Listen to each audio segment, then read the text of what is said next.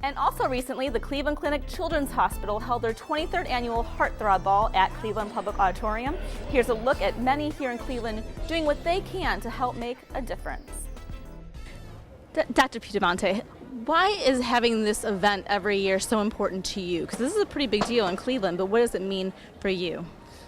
To me, it's a celebration of the patients that we take care of. It's a celebration of the unbelievable professionals, more than 320 of them that take care of these kids throughout the year. It's a celebration of the families of the kids. It's a celebration of life, and it's a way to remind ourselves of how important children are for us, for our family, for our society, and how important it is to provide them with the best care in the world. Welcome tonight to the HeartThrob Ball. How does it feel to have this award tonight for Charlie? It is well earned and such an honor.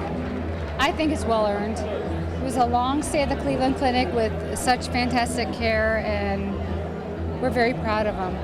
What made you decide to go to the Cleveland Clinic's Children's Hospital? Was it a first choice? Oh yeah. I mean, the first really and only option for his condition, no doubt about it.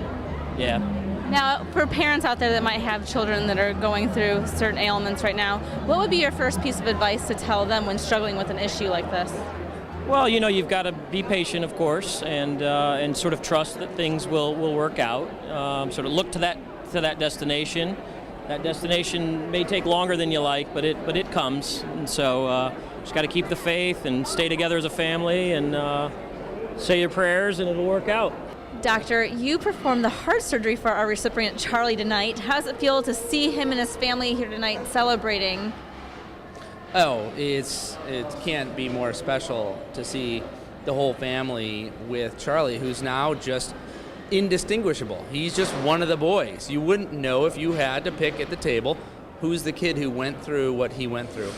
And what he went through was unbelievable. I mean, he lived with heart failure for several years, got to the point where we literally thought he was going to die.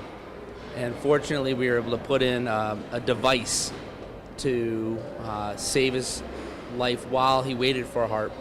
And he spent a good couple months, I believe, waiting for a heart after he had this, what we call the Berlin heart in, and a perfect organ became available. And we never want a perfect organ to become available on the other end, but for Charlie, it saved his life, and he is now just a normal little kid. First of all, I'd like to thank God, because without him, none of this probably would have happened. I want to thank the Cleveland Clinic staff and my doctor, Dr. Gibbons.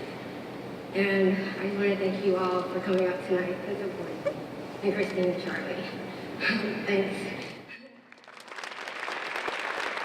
Christine, tell us a little about the work you've been doing through the clinic since you had your liver transplant. I've come back a couple times and dressed up as Cinderella and handed out coloring books and crayons, and then I also counsel people who need or have had liver transplants who are in their teenage years, just because I was in my teenage years, and it just makes it a lot easier to have somebody to talk to who's gone through it. So, how does it feel to get this award tonight at the HeartThrob Ball? It's pretty amazing. I do this to give back. I don't do it to get an award, but it's awesome. I'm really glad they chose me. And you look beautiful, and you're dressed from Catan's. Look at that. How does it feel to be all dolled up tonight? Oh my gosh, it's awesome. They helped us out with tuxes and dresses, and everything just looks beautiful. So, now, any word of advice for anyone else out there suffering and having to go through, whether it be liver or heart or any other kind of transplant?